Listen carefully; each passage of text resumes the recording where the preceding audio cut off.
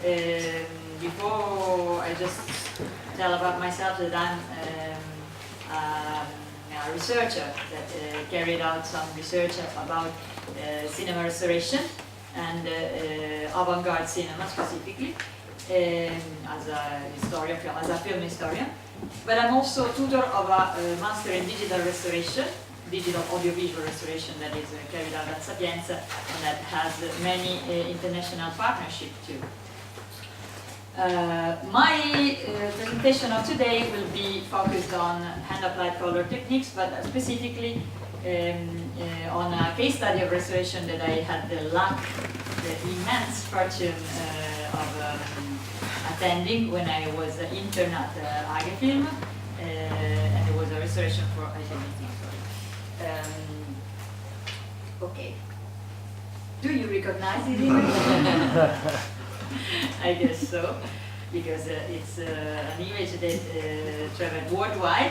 In 2012, Cecilia Jimenez was an 83-year-old widow in a small village in Spain, who attempted to restore a fresco that was a 1930 fresco by Elias Garcia Martinez. And she dramatically failed. The name of the fresco was, the title was Ecce Homo, and due to the similarities of the second image, or the resulting image that spread around the globe, it has been mocked worldwide and also called, named Ecce Momo, because in Spanish, Momo means monkey.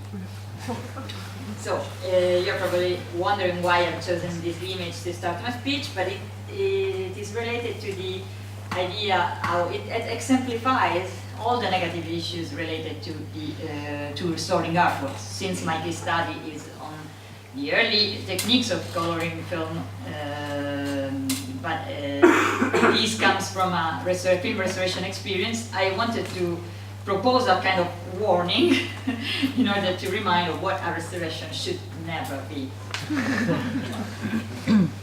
But we restore films because of their structural fragility and also because cinema itself helps keep the memory.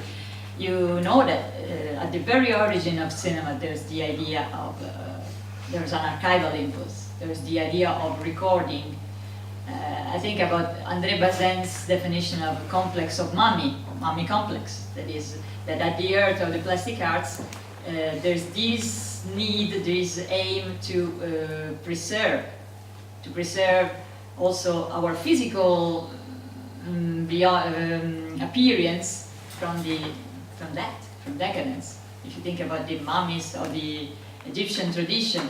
So also the filmmakers have been preserved, the beloved ones, from that.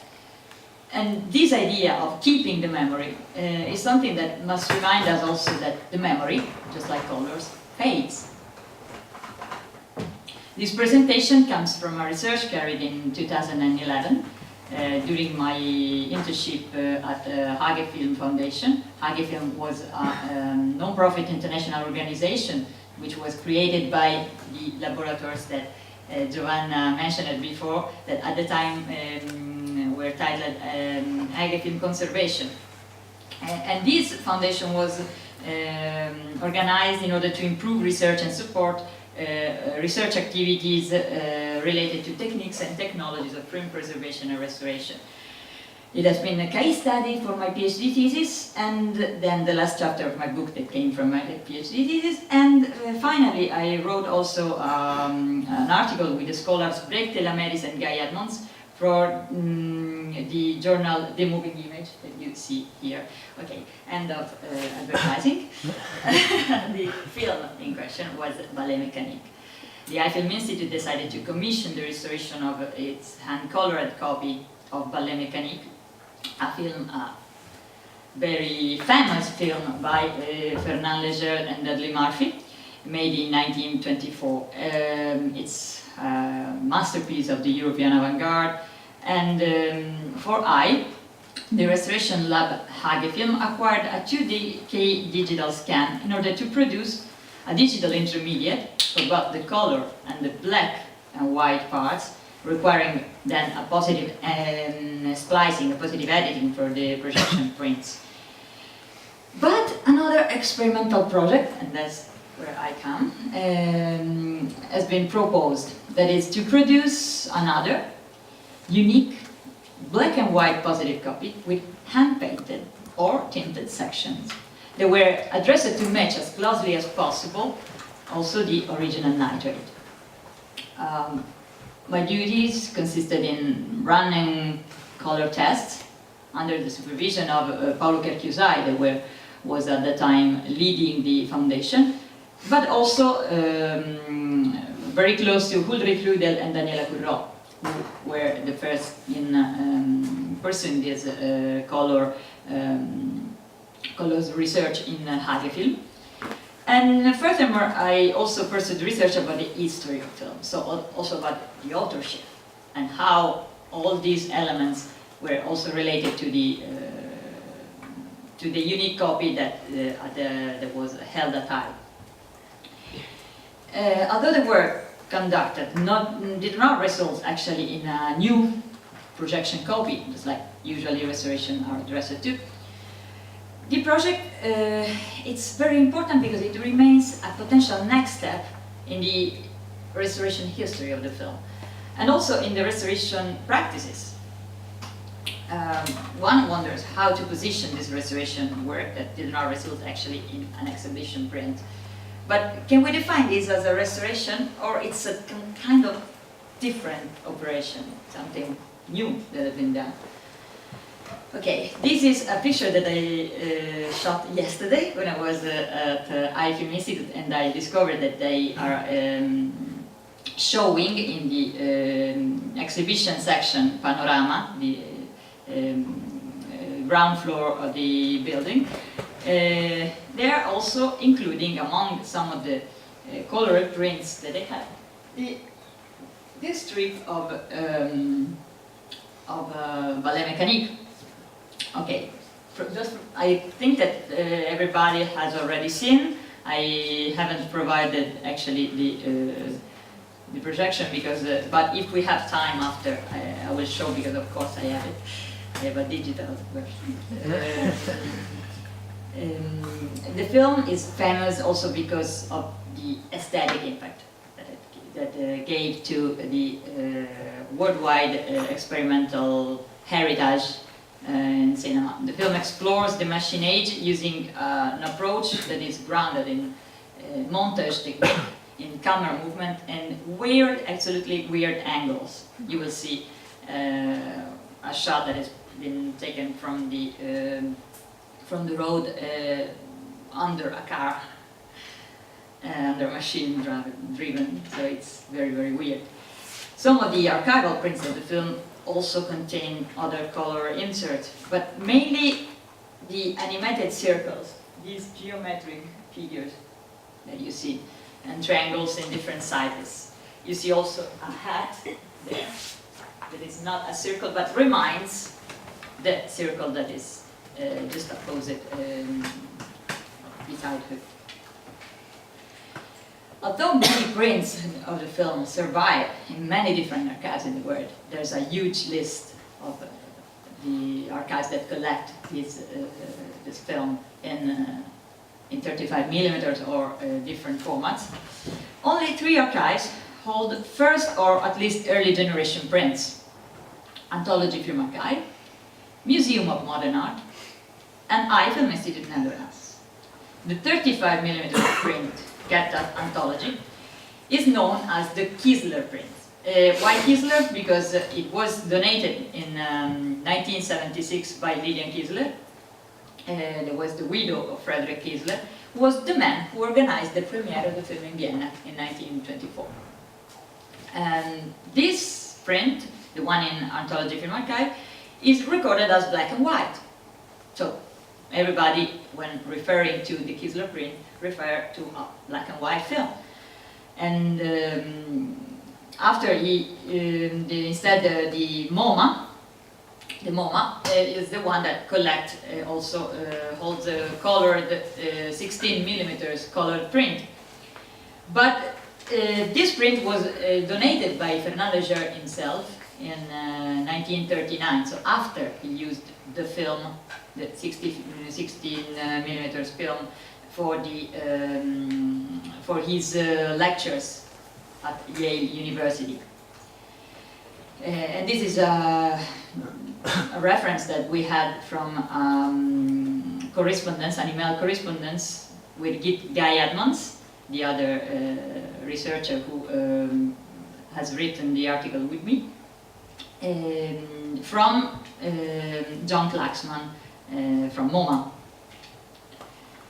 So, just two colored prints survive. One at MoMA, 16 millimeters, and one at Eiffel Institute, Netherlands. We know that William Moritz, another film historian and critic, said that the 16 millimeter hand-colored print at MoMA comes from Fernand Léger too, but the origins of the print at Eiffel still remain somehow uncertain. According to Moritz, it was hand-colored by Fernand Léger himself, but actually we don't have actual evidence, proof of this. So, the Dutch one is the only colored 35 millimeter nitrate, who has also, which has also the some specific images that are these, that are also included in the BFI copy, but the BFI is totally black and white. Okay, and it is remarkable not just for the colors, the copy, the Dutch copy, that are both deep dyed and hand applied, but also for the fact that it includes some shots, of which you see just one, and then there's this and this, that we'll show a little bit later, that are black and white, but are spliced directly into the positive with a different stock. We see also the material is different, the film stock has been spliced in these shots. And this indicates also that probably these shots were added, inserted later. Although these paintings look very similar to well-known Léger works, the image in the film are never identical to them. So you see that instead of the statue of the very famous painting Nature Morte à la Statuette, you have a lamp there. So we actually don't know if these shots are really Léger unknown paintings, or maybe preparatory works before the famous ones, or maybe copies, not even not even painted by Fernand Léger. Okay, you see some small differences, but in the shape, in elements inside the figure. So it's not. It's definitely something different. Okay. With my research, I tried to explain why there are these inserts that don't have anything to do with the rest of the film, are static shots of paintings, but was probably a way to confirm the authorship. Okay, and so also this will be something that puts us in mind that that copy was in the hand of someone that wanted to enhance and underline Léger's authorship. Okay, we don't know if it was actually Léger himself, as William Moritz, the critic, said, but we are sure that this idea of authorship was was the reason why these images were spliced. Okay, Moritz thought that the Kiesler black and white version in Anthology Film Archive was a work print in progress rather than a completed projection print, which might explain also the lack of color sequences. Bear in mind that almost all of the avant-garde films had different editing order of the sequences. So this is an idea that also Giovanni Lista pointed out in his research in European avant-garde. You will see that almost every copy, every print in the different archives, if they don't come from a further generation, it means there's one and then many copies made by that one, that specific print. If they come from different copies, you will see a completely different order of the sequences, order of the shots, of the images, okay? And, okay, we don't know if there was color at the screenings of Ballet Mécanique in 1925 at the Matinée der Absolute Film in Berlin, or in Paris at the Exposition des Arts Décoratifs. But we know that the presentation in the US, led by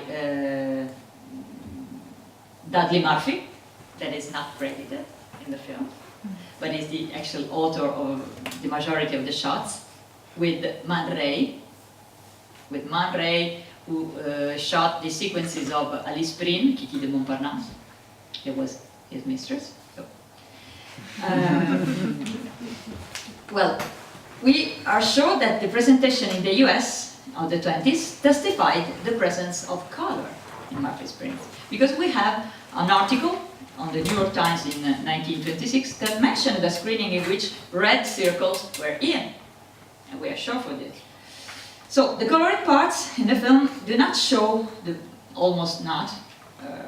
We see that we have seen the hat, but mainly the colored parts are just the abstract animation of these two-dimensional geometric shapes.